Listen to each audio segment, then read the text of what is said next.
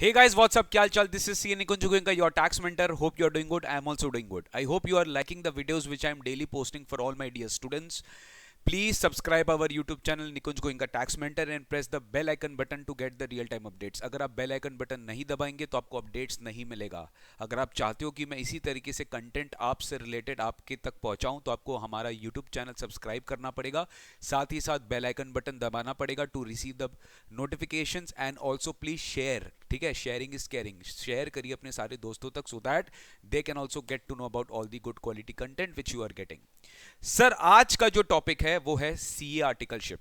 Sir कल ही मैंने एक बहुत अच्छा डिटेल्ड वीडियो पोस्ट किया था जो बच्चों ने बहुत अच्छे से रिस्पांस दिया। Thank you so much for the lovely feedback you have given for my yesterday's video कि सर अगर कोई बच्चा सी इंटर में फेल हो गया तो उसको अभी इस वक्त क्या करना चाहिए for his next term so that he can get use to the syllabus and he can definitely pass in the next attempt. So उसका जो वीडियो का लिंक है मैं डिस्क्रिप्शन बॉक्स में डाल दूंगा, प्लीज देख लेना। मैंने पूरा अच्छे से रिविजन स्ट्रैटेजी बता दिया, डिस्कशन कर दिया कि आपको किस किस पॉइंटर्स पे ध्यान देना चाहिए।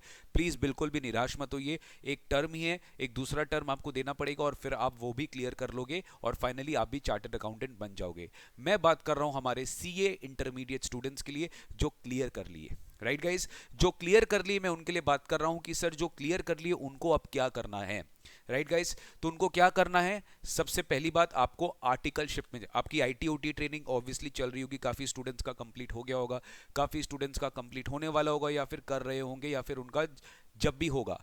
एनीवेज आईटी ओटी करने के बाद आपको अपना आर्टिकलशिप, ध्यान से सुनना, आपको अपना आर्टिकलशिप के बारे में सोचना है और आर्टिकलशिप में एकदम भी डिले नहीं करना है। सबसे पहले मैं इंपॉर्टेंट बात बोल देता हूं, अगर किसी भी स्टूडेंट के माइंड में आ रहा है कि सर हम तो आर्टिकलशिप में डमी ले लेंगे, हम तो काम नहीं करेंगे क्योंकि हमको रिलैक्स लाइफ चाहिए, हम तो मार्क्स स्कोर करना चाहते हैं, हमें तो ट्यूशंस करना है, हमें उसके लिए समय नहीं मिलेगा, ऐसा बिल्कुल मत सोचिएगा। A chartered accountant without doing a proper articleship is as good as not being a chartered accountant. मैं बता रहा हूं क्योंकि इससे मतलब मैं आपको अपने एक्सपीरियंस के साथ बोल रहा हूँ कि मैंने देखा है काफ़ी सारे स्टूडेंट्स को जो सीए बन चुके हैं बट फिर भी उनका रोल बहुत अच्छा ज़्यादा निखर के नहीं आता as a chartered accountant in that job experience because they fail to know some basic things which should be known by a chartered accountant. लेकिन आर्टिकलशिप का एक्सपीरियंस अगर उनको मिल जाता है वो भी बहुत अच्छा फर्म से, so definitely that's add on to a value to being a chartered accountant. मतलब इट्स लाइक दैट अगर आप फिनिश्ड प्रोडक्ट बन रहे हो तो अच्छे फिनिश्ड प्रोडक्ट बनो ना,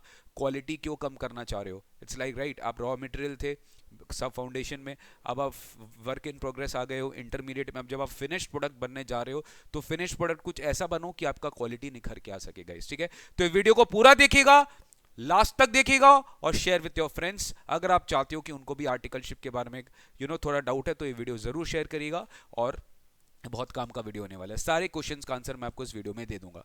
सर सबसे पहले आपके माइंड में क्वेश्चन आ रहा होगा कि सीए आर्टिकलशिप को लेके, रिपीट, सीए आर्टिकलशिप को लेके सबसे पहले क्वेश्चन होगा कि स्टार्ट कैसे करें।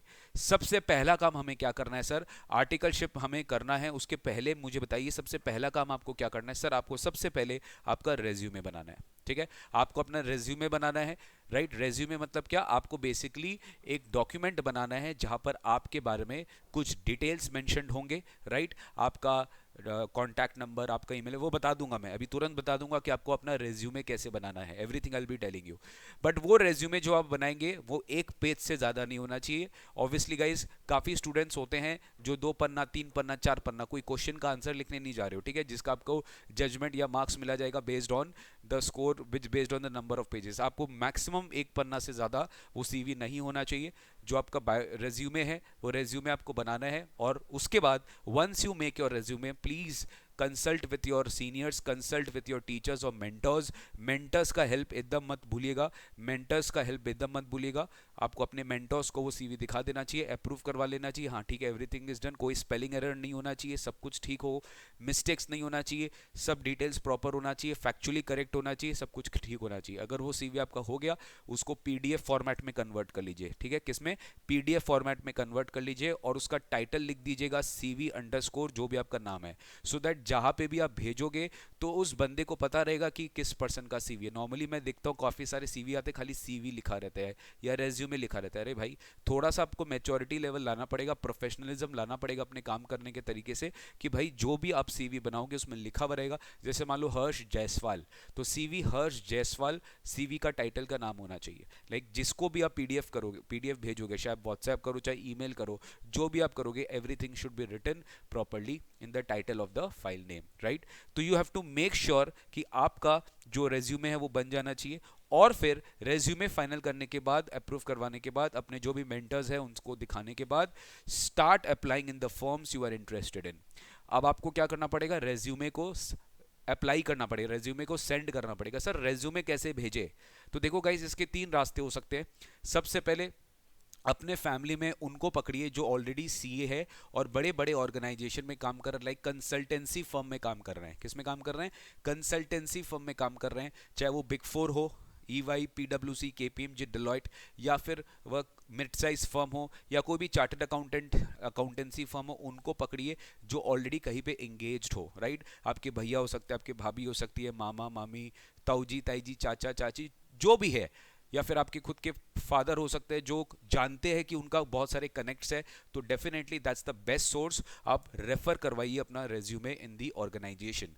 पहला काम आपको ये करना है, ये सबसे बेस्ट सोर्स होता है, राइट। जो सबसे ज़्यादा जल्दी आपका रेज्यूमे आपके जो फर्म है, जो फर्म है, वो उसका जो टॉप मैनेजमेंट होता है वहाँ तक पहुँच जाता है, सो दैट आपके लिए जो ईजी है प्रोसेस करना वो ईजी हो जाता है। अब काफ़ी सारे स्टूडेंट्स के नहीं भी होंगे तो उसमें कोई दिक्कत नहीं है। ये सबसे बेसिक ईजी प्रोसेस होता है कि भैया उसका एक होता है ना कि सपोज मान लो मेरे मामा जी है, वो ईवाई के पार्टनर है, एग्जांपल दे रहा हूँ, ठीक है। तो ऑब्वियसली मैं अपने मामा जी को रेफर कर दूंगा कि मामा जी मेरे को आर्टिकलशिप करना है ईवाई में, तो वो रेफरल है। ये पहला सोर्स होता है। दूसरा, एक डायरेक्ट वेबसाइट। आप देखोगे जितने भी कंसल्टेंसी फर्म है, जितने भी मिड साइज फर्म है, उनका वेबसाइट होता होगा। वेबसाइट में आप जाओगे, वहाँ पे करियर, ठीक है, वहाँ पे करियर बोल के ऑप्शन देगा, या फिर रिलेशनशिप विद दैट ऑर्गेनाइजेशन। तो वहाँ पे आप अपना रेज्यूमे को अपलोड कर सकते हैं, आप अपना सीवी को अपलोड कर सकते हैं, और वहाँ पे आप अपना जो भी मार्कशीट वर्कशीट, जो भी आपको इंटर का आपका मार्कशीट है, उसको आप अटैच कर सकते हो, राइट। जो भी अटैचमेंट्स आप उसको दे सकते हो, राइट। तो आप डायरेक्ट भी वेबसाइट में जाके अप्लाई कर सकते हो, या फिर आप बाई हैंड भी जाके कंपनी के जो उनका रिसेप्शन डेस्क है वहाँ पे आप बाई हैंड भी जाकर दे सकते हो। और एक तीसरा एक सोर्स है, राइट, आप ट्राई कर सकते हो, वो एजेंसीज होती है। जैसे आप फास्ट ट्रैक करियर्स का नाम सुने होंगे, जो एचआर एजेंसीज होती है, जो क्या करता है, रिक्रूटमेंट में हेल्प करता है। तो उनके वेबसाइट में जाके अगर आप अपलोड कर देते हो रेज्यूमे, तो based on the profile you are looking for and based on the company which they are approaching for to look for the article assistants, वो एजेंसीज क्या करता है, आर्टिकलशिप के लिए हेल्प करते हैं। जनरली आर्टिकलशिप में इनका इतना रोल नहीं होता, बट ठीक है, मैंने आपको एक बार बता दिया सो दैट आपके नॉलेज में हो। मेनली रेफरल और डायरेक्ट वेबसाइट के थ्रू ही आपका हो जाता है, ठीक है सर। तो स्टार्ट समझ में आ गया। सबसे पहला काम आपको रेज्यूमे प्रिपेयर करना, और फिर आपको स्टार्ट कर देना है उसको सेंड करने के लिए in the forms you are interested, ठीक है। अब सर समझ में तो आ गया, फॉर्म्स में डाल तो देंगे, लेकिन कैसे समझे कि हमको किस फॉर्म में जाना है? ये सबसे इंपॉर्टेंट क्रूशियल स्टेज होता है कि आपको ये नहीं समझ में आता कि आपको किस जगह पे जाना है, आपको किस जगह पे जाना है ये आपको नहीं समझ में आता। So this is one of the most important decision which you have to make for yourself कि मुझे आर्टिकलशिप कहाँ पे करना है। अब ऑब्वियसली सब लोग ही सोचेगा मेरे को तो टॉप वाला में फर्म में करना है। नहीं, ऐसा बिल्कुल नहीं है, ऐसा बिल्कुल भी नहीं है। ये गलती मत करिएगा, ये गलती मत करिएगा। आपको अपने हिसाब से, अपने फैक्ट्स के हिसाब से, अपने सर्कमस्टांस के हिसाब से ये सोचना पड़ेगा कि आपको बिग 4 में करना है। बिग 4 मतलब EY, PwC, KPMG, डेलॉयट, इन जैसे फर्म्स में करना है, राइट, कि आपको मिड साइज फर्म में करना है। अब मिड साइज फर्म और बिग 4 के बीच में भी एक बहुत बड़े एक सेक्टर ऑफ फर्म्स होते हैं जो बिग 4 भी नहीं है और मिड साइज भी नहीं है। मैं बता देता हूँ, जैसे ध्रुवा एडवाइजर्स बोल के एक बहुत अच्छी फर्म है, राइट, जितना मुझे याद है, राइट। ध्रुवा एडवाइजर्स बोल के बहुत अच्छी फर्म है, ठीक है। ग्रैंड थॉर्टन बोल के बहुत अच्छी फर्म है। ये लोग भले इनका नाम बिग 4 के कैटेगरी में नहीं आता, but they are very good firms, they are very good firms, they are not even mid size, they are above mid size, right. तो आप इनके पास भी जा सकते हो, वहां पे भी आप आर्टिकलशिप के लिए एप्लीकेशन कर सकते हो। इसके लिए आपको क्या होना पड़ेगा, आपको क्या है ना बेटा, एक नॉलेजेबल पर्सन है जो आपको गाइड करेगा, तो ये आपके लिए बात बनेगी। इसलिए मैं सोचा आपके लिए वीडियो बनाऊं जहां पे आपको सब चीज गाइड कर दूं जो कि मैंने भी अपने लाइफ में गो थ्रू किया है, राइट। बहुत सारे स्टूडेंट्स हैं जो मुझे अप्रोच करते हैं फॉर आर्टिकलशिप, और मैं उन्हें बेस झिझक हेल्प भी करता हूं, राइट। क्योंकि सर ऐसा नहीं है कि खाली आपको पढ़ाना है, पढ़ाने के साथ साथ फाइनल एग्जामिनेशन तक आपको मदद करना है कि जब तक आप सीए नहीं बन जाते तब तक आपको छोड़ना नहीं है, राइट। तो सर इन बीच में जिनको आप टॉप 15 फर्म्स बोल सकते हैं इंडिया के, या टॉप 20 या टॉप 50 फर्म्स बोल सकते हैं इंडिया के, वहां पे भी आप अप्लाई कर सकते हो।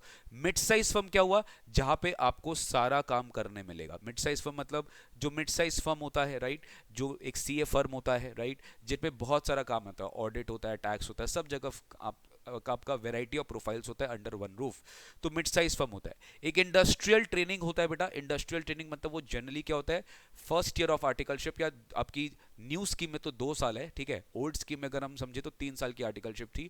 तो पहला 2 साल आप आर्टिकलशिप करते हो और लास्ट 1 साल आप इंडस्ट्रियल ट्रेनिंग भी कर सकते हो। मेरे हिसाब से आपको इंडस्ट्रियल ट्रेनिंग बिल्कुल करना चाहिए।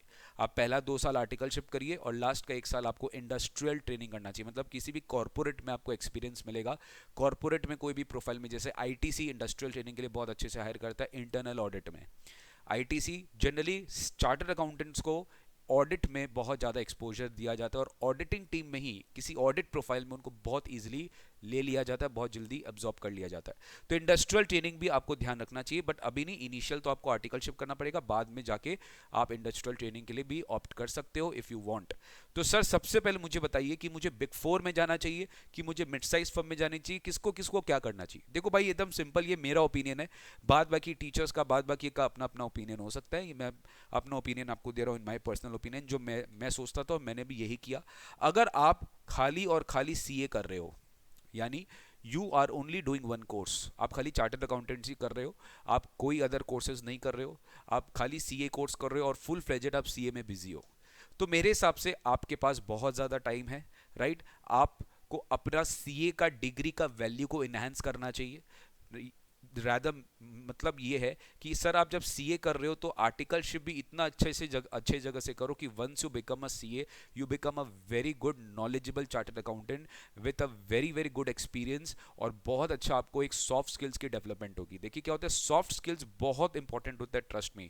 खाली नॉलेज होना जरूरी नहीं है, सॉफ्ट स्किल्स की ओवरऑल डेवलपमेंट, आपका पब्लिक रिलेशंस, आपका बहुत सारा फैक्टर्स इंपॉर्टेंट होता है बेटा। अभी तो थ्योरेटिकल नॉलेज तक ही सीमित है, आप जैसे जैसे आप बहुत लोगों से मिलोगे, अलग अलग कम्युनिटी से इंटरेक्ट करोगे, तो आपको पता चलेगा कि कितना इंपॉर्टेंट होता है कि आप जहाँ पे काम कर रहे हो आपका सॉफ्ट स्किल्स डेवलप होता है, आपका इंटरेक्शन बढ़ता है, आप कम्युनिकेशन पे ज़्यादा स्ट्रांग होते हो, आप बहुत अच्छे से मेल्स लिख पाते हो, बहुत ज़्यादा एक बेसिक आपको प्रोग्राम पता होना चाहिए कि हमें कैसे इंटरेक्ट करना चाहिए, क्लाइंट से कैसे बात करना चाहिए। Every single quality will be developed if you join big four, right? if you join big four यानी आपको चार बिग फोर में अगर अपॉर्चुनिटी मिलता है तो you should definitely take it। If you are pursuing only CA और आपके पास कोई अदर कोर्स करने को नहीं है तो आप बिल्कुल बिग फोर में जाइए, और जो आपका चॉइस का डिपार्टमेंट है उसमें जाइए। सर डिपार्टमेंट मतलब क्या, डिपार्टमेंट बेटा ये प्रोफाइल, जैसे मैं आपको बात करूंगा, बहुत सारे प्रोफाइल्स होते हैं। अब बिग फोर में क्या होता है ना, बिग फोर में आपको एक प्रोफाइल चुनना पड़ता है, that's the most important D, I mean important तो क्या, डीमेरिट जो मुझे लगता है जो बिग फोर में है, और डीमेरिट नहीं, ऑब्वियसली स्पेशलाइजेशन का जमाना है, आपको चूज करना पड़ेगा कि आपको किस फील्ड में जाना है। या तो आप टैक्स में जा सकते हो, या तो आप ऑडिट में जा सकते हो, या तो आप ट्रांजैक्शन एडवाइजरी में जा सकते हो, या तो आप ड्यू डिलिजेंस में जा सकते हो। टैक्स में भी DT IDT international tax profile है, audit audit and insurance, transaction advisory, tax general, या ड्यू डिलिजेंस में फाइनेंशियल टैक्स, और भी बहुत सारे प्रोफाइल्स है। मैंने कुछ लिमिटेड प्रोफाइल्स का नाम दिया जहाँ पे जनरली बिग फोर आर्टिकलशिप के लिए रिक्रूटमेंट्स करता है, राइट। और भी बहुत सारे प्रोफाइल्स है बट बिग फोर वहाँ पे आर्टिकलशिप के लिए रिक्रूटमेंट्स नहीं करता है। तो जो भी आपके चॉइस के डिपार्टमेंट है तो आपको उसमें जरूर जाना चाहिए बिग फोर में। लेकिन अगर सर आपको बिग फोर में अपॉर्चुनिटी नहीं मिली, या मान लो आपका इतना मार्क्स नहीं है, फिर आपका कोई अदर सोर्सेज नहीं है, या फिर आपको अपॉर्चुनिटी नहीं मिला, आपका राउंड क्लियर नहीं हो, बिग फोर में भी एक हायरिंग प्रोसेस होता है। They might ask you to give some test, they might ask you to come for few 2 और 3 4 इंटरव्यू राउंड्स होता है, उसमें आपको सारे राउंड्स क्लियर करने पड़ते हैं, तब जाके आपका फाइनल राउंड क्लियर होने के बाद, पार्टनर राउंड होने के बाद फिर आपको सेलेक्ट किया जाता है, राइट। तो if you clear then well and good. तो सबसे पहला सिचुएशन हुआ, अगर आप सीए परसू खाली कर रहे हो तो डेफिनेटली आपको सबसे पहला प्रायोरिटी किसको देना चाहिए, बिग फोर को देना चाहिए। अगर बिग फोर में नहीं हुआ तो मिड साइज फर्म में जाइए, और मिड साइज फर्म में भी खराब कुछ नहीं है। देखिए मैं सही पहले बता देता हूँ, it's just a brand experience, working experience, और कुछ नहीं है। आप बिग फोर में आर्टिकलशिप करिए, आप ऑलराउंड एक्सपीरियंस लीजिए मिड साइज फर्म में, अल्टीमेटली आप चार्टर्ड अकाउंटेंट बनोगे। तो आपकी सॉफ्ट स्किल्स अगर अच्छी है, आपकी कम्युनिकेशन स्किल्स अगर अच्छी है, आपकी ऑलराउंड डेवलपमेंट अगर अच्छी है, तो आप कहीं पे भी अच्छा जॉब ले पाओगे after becoming a chartered accountant. तो आर्टिकलशिप करना अपने आप में एक बहुत बड़ा बात है। बिग फोर से करो, मिड साइज फर्म से करो, ठीक है, कोई बात नहीं, एक थोड़ा सा एज मिल जाएगा बिग फोर वाले को, but at the end of the day big four में भी रह के अगर आपकी कम्युनिकेशन स्किल्स अच्छी नहीं हुई, आप ज़्यादा इंटरेक्ट नहीं किए, आप थोड़े से रिजर्व टाइप के रह गए, तो डेफिनेटली आपको उनमें बहुत ज़्यादा फिर आपका भी फ्यूचर में ग्रोथ कम रह जाएगा, अगर आप बहुत अच्छे से अपने आप को कैरी ऑन नहीं कर पाए तो। अब नेक्स्ट आते हैं स्टूडेंट्स। बहुत सारे स्टूडेंट्स होते हैं जो मल्टीपल कोर्सेज करते हैं, generally C S C F A करते हैं, या सी एस सी एस करते हैं, या C S C S C M A करते हैं। अब वह मैं आपके ऊपर छोड़ देता हूँ कि आपकी कैपेसिटी कितनी है। आप ऑलरेडी इतने सारे कोर्सेज कर रहे हो, आपका एग्जामिनेशन कहीं ना कहीं कुछ ना कुछ चल रहा होगा, आप इतने सारे सब्जेक्ट्स में बिजी हो, तो आपको यहाँ पे डिसाइड करना पड़ता है, जैसे why I did not choose big four is this, I mean sorry, why I did not choose, I mean to say, मैं जो किया, मैं डीबी देसाई में किया, मैं आपको बताऊंगा मेरा एक्सपीरियंस भी। मैं डीबी देसाई में one of the most reputed, मेरा भी जो फर्म था वो बिग फोर भी नहीं था और मिड साइज भी नहीं था, बीच का फर्म था, but it was a most reputed tax consultancy firm, it is still the most reputed tax consultancy firm in Kolkata, dB Desai. काफी लोग जानते होंगे कैलकाटा वाले, जो टैक्स कंसल्टेंसी फर्म है, सबसे बड़ा टैक्स कंसल्टेंसी फर्म है इंडिया, आई मीन कैलकाटा का कम से कम, राइट। तो अगर आप इसमें जाना चाहते हो, खाली भी सीए कर रहे हो, तो आपको डेफिनेटली अच्छे फर्म से बिग फोर आई मीन अच्छे फर्म से आपको आर्टिकलशिप करना चाहिए। लेकिन अगर आप मल्टीपल कोर्सेज कर रहे हो, तो गाइस अगर आप मल्टीपल कोर्सेज कर रहे हो तो आपके पास बेटा बिल्कुल भी टाइम नहीं रहेगा मेरे हिसाब से। अब वो आप अपना इवैल्यूएट कर लो, आप मल्टीपल कोर्सेज करो, सी एस सी एम ए कर रहे हो, सी एफ ए कर रहे हो, एल एल बी कर रहे हो, कुछ भी अदर कोर्सेज भी एड ऑन कर रहे हो, यानी आपके पास ऑलरेडी इतना चीज़ है करने के लिए, तो सर आप टाइम कहाँ से लेकर आओगे पढ़ने के लिए। बिकॉज अगर आप आर्टिकलशिप करते हो कहीं पे भी, एक अच्छी जगह से भी करो, मिड साइज फर्म से भी करो, तो आपको एक अच्छा खासा टाइम चाहिए होगा। आप सुबह तो निकलोगे, शाम को आओगे, 7-8 PM तो मिनिमम आप आओगे, सुबह 10 बजे तक आप निकल जाओगे, तो कहाँ आपके पास टाइम बचेगा, आपके पास टाइम बिल्कुल नहीं बचेगा। इन द मीन टाइम आपको सीए भी करना है, सीएस भी करना है, सी में। तो इसमें मैं बताता हूँ कौन से स्टूडेंट्स अच्छी जगह से आर्टिकलशिप करते हैं, मैं आपको बताता हूँ, जो बैलेंस करके चलते हैं। यानी वो सोचते हैं कि मैं सीए पहले करूंगा, सीएस बाद में कर लूंगा, सीएमए और बाद में कर लूंगा, या फिर वो बैलेंस कर लेते हैं, मतलब उनको हड़बड़ी नहीं है कि सारा कोर्सेज एक बार में कंप्लीट होना चाहिए।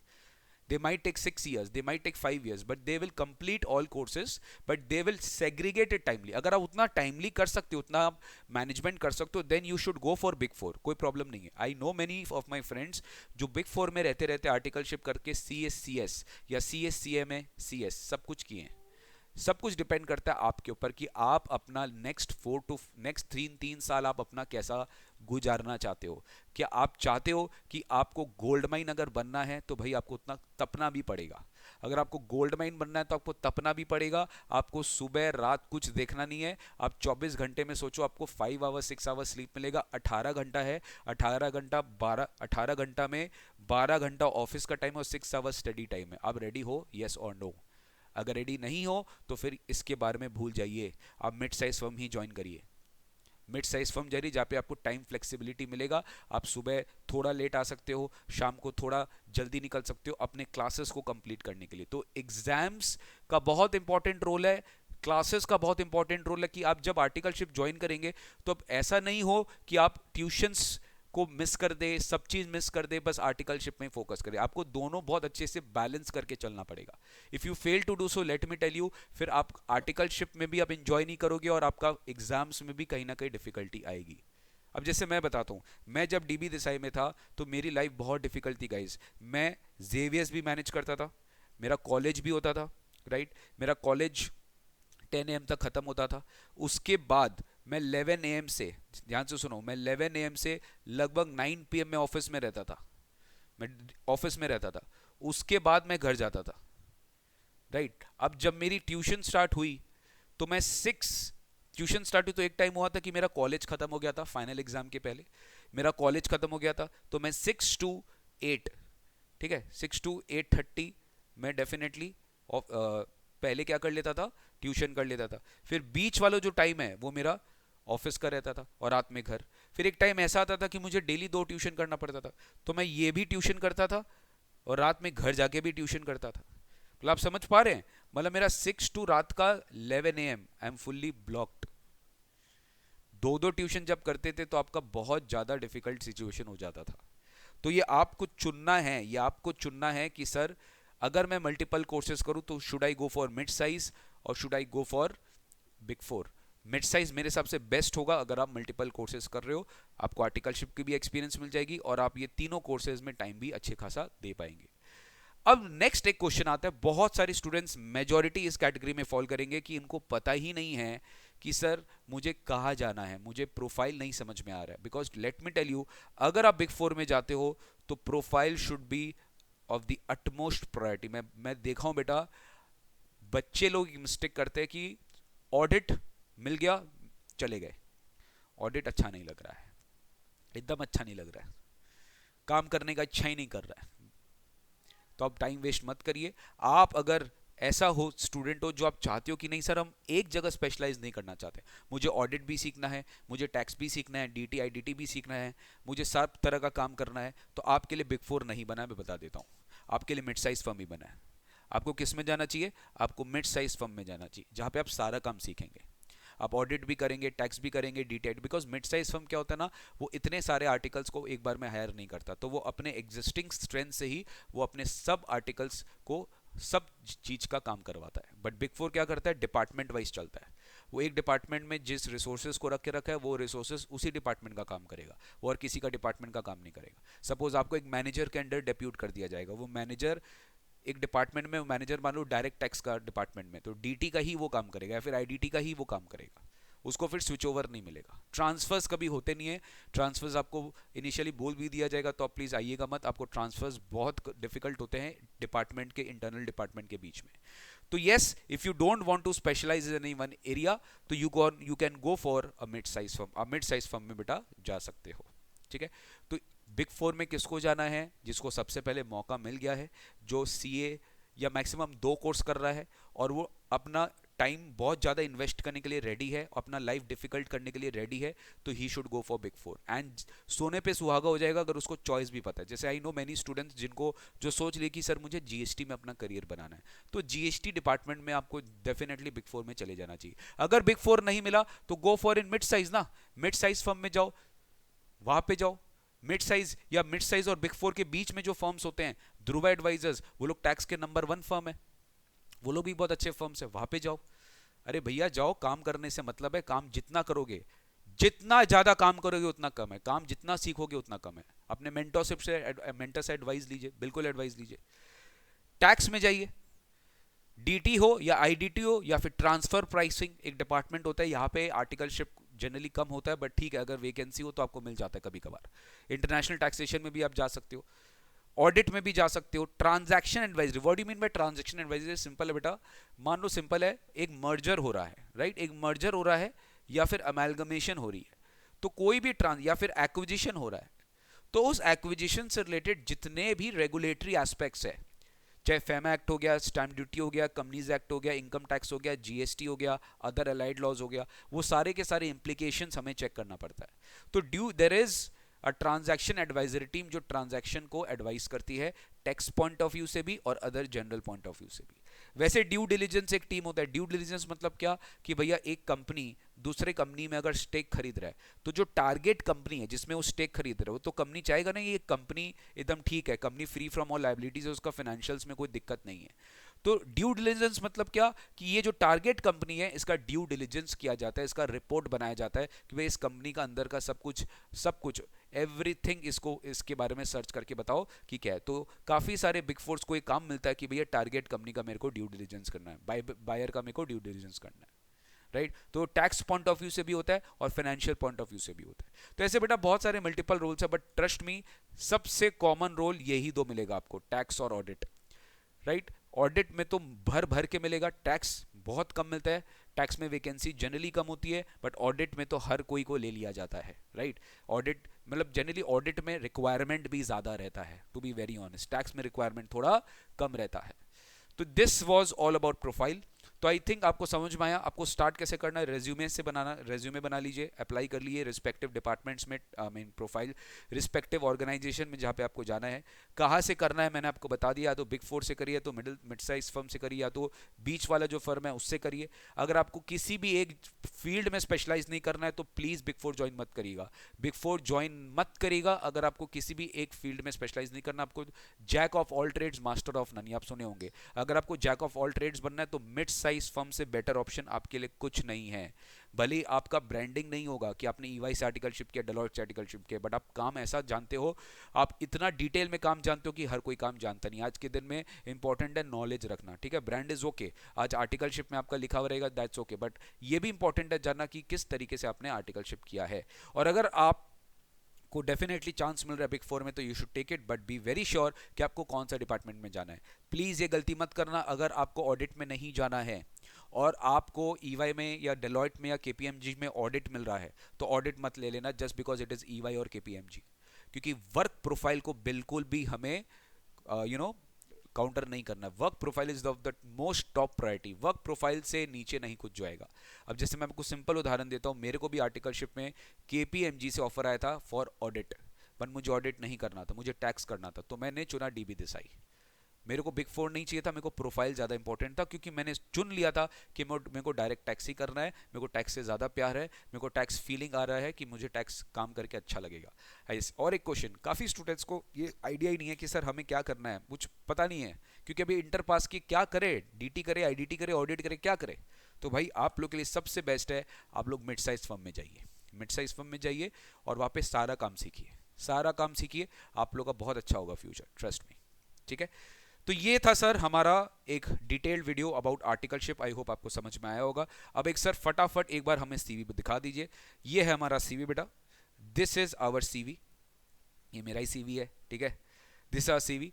सीवी किस तरीके से होना चाहिए, एक पेज का सीवी होना चाहिए, उससे ज़्यादा नहीं होना चाहिए। सबसे पहले आपके सीवी में करियर ऑब्जेक्ट, सबसे पहले आपका नाम रहेगा, ऊपर email ID, phone number, email address, ये चारों डिटेल रहना चाहिए। I repeat, email ID, phone number और ईमेल एड्रेस। ईमेल आईडी नहीं है तो बना लीजिए। आपका एक करियर ऑब्जेक्टिव शॉर्ट में रहना चाहिए, 2 लाइन का, उससे ज़्यादा नहीं।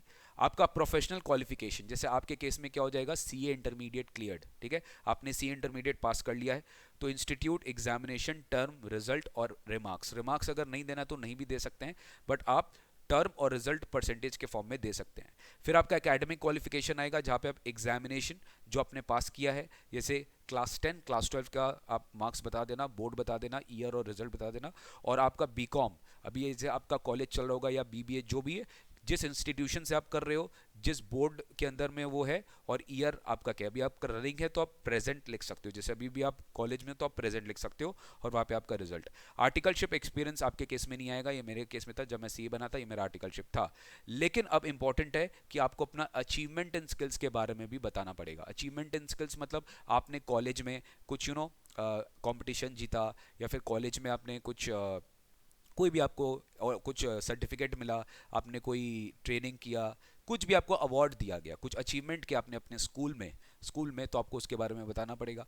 को करिकुलर एक्टिविटीज़, अगर आपने कोई को करिकुलर एक्टिविटीज़ में पार्टिसिपेट किया तो आपको बताना पड़ेगा कि आपने किस तरीके से पार्टिसिपेट किया। अगर आपका कॉलेज में आपने कुछ पार्टिसिपेट किया, कॉलेज में, स्कूल में, जो भी आप बोल सकते हैं, मतलब जो बेसिकली आप इंटरव्यू के दौरान बोल पाओगे कि this is what I have done and this is something extra ordinary, right. अब ये मत बोलना कि मैं स्कूल डेली जाता था, ठीक है, हाँ, फुल अटेंडेंस का सर्टिफिकेट मिला हुआ है तो वो बोल सकते हो कि आपका फुल अटेंडेंस सर्टिफिकेट आपको मिला, वो चीज़। तो आपको सोचना पड़ेगा, इंट्रोस्पेक्ट करना पड़ेगा कि आप क्या क्या सीवी में लिख सकते हो, राइट। अचीवमेंट स्किल्स, अगर आपका कोई स्किल्स है तो वहाँ पे बता सकते हो, राइट। फिर आप डेफिनेटली आईटी ओटी के बारे में भी या लिखना, जो आईटी ओटी आपका इंटरमीडिएट में अभी आप कर रहे हो उसके बारे में भी लिखना। आपकी जो कंप्यूटर प्रोफिशिएंसी है, आप MS Office Excel, Tally, MS Office Excel, बेटा ध्यान से देखना, झूठ मत लिखना, जो कर सकते हो वही लिखना। टैली नहीं चलाना जानते बट टैली के बारे में लिख रहे हो, ये गलती मत करना, ये बैकफायर हो जाता है इंटरव्यू में, ठीक है। आप एमएस ऑफिस में क्या क्या जानते हो, पीपीटी बना सकते हो, एक्सेल बना सकते हो, सब चीज़ लिखना, ठीक है। कंप्यूटर प्रोफिशिएंसी मतलब इसका आपको पूरा एक जगह लिखना पड़ेगा अचीवमेंट स्किल्स और एक जगह को करिकुलर एक्टिविटीज। दैट डिपेंड्स कि आपका कितना चीज़ें लिखने के लिए। अगर बहुत चीज़ें लिखने के लिए तो सेग्रीगेट कर देना, बहुत ज़्यादा चीज़ नहीं है लिखने के लिए तो एक के अंदर ही लिख देना। और लास्ट में आएगा आपका पर्सनल डिटेल्स, आपका डेट ऑफ बर्थ, आपके फादर्स नेम, लोकेशन प्रेफरेंस आपके लिए काम करनी है, क्योंकि लोकेशन अगर आप उसी सिटी में रहना चाहते हो तो आप उसी सिटी में रहिए। और लैंग्वेजेस जो आप जानते हो उसके बारे में आप लिख देना। हॉबीज़ भी आप लिख सकते हो, यहाँ पे मैंने नहीं लिखा था, आप हॉबीज़ लिख सकते हो कि आपको क्या क्या हॉबी पसंद है, आपकी क्या क्या हॉबीज़ है, listening to music and all, ये सब जो भी है आपको है आप लिख सकते हो यहाँ पे। तो बस ज़्यादा बड़ा आपका सीवी अभी बनेगा नहीं, क्योंकि आप अभी अपना लाइफ स्टार्ट किए हो, अभी आपने कोई काम किया नहीं है। अच्छा, और एक बात, अगर आप मान लो आप ऑलरेडी कहीं पे कुछ काम किए हो, कोई प्रैक्टिकल एक्सपीरियंस है, तो उसके बारे में भी आप लिख सकते हो, बट मेजॉरिटी स्टूडेंट्स के लिए कुछ नहीं होगा, इसलिए मैंने नहीं लिखा, राइट। तो आपका एक पेज से कम भी अगर सीवी बनेगा तो कोई दिक्कत नहीं है, बी रेस्ट अश्योर्ड, कोई प्रॉब्लम नहीं आएगा आपको, ठीक है ना गाइस। तो thank you so much, I hope you are doing great and आपको आज का वीडियो अच्छा लगा। और इसी तरीके से हमें सपोर्ट करते रहिए by subscribing our YouTube channel and pressing the bell icon button to get the real time updates. एक बार बता देता हूँ, CS CS CMA सबके हमारे जो बैचेज है फटाफट लॉन्च होने वाले हैं। CS और CA का ऑलरेडी लॉन्च हो चुका है and I hope you are done with it, मतलब आपको समझ में आ गया सब चीज़। और हमारे वेबसाइट को विजिट करना मत भूलिएगा, www.nikunjgoenka.com, राइट। हमारा जो वेबसाइट है www.nikunjgoenka को विजिट करना मत भूलिएगा, आपको बहुत अच्छे अच्छे कंटेंट्स यहाँ पर मिलेंगे। और अगर आप कोर्सेज बुक कराना चाहते हो तो just drop in our website www.nikunjgoenka.com and just you can take the courses. Thank you so much, अपने जूनियर्स को जरूर रेफर करना if you like the classes. Thank you so much, bye bye, take care, God bless you.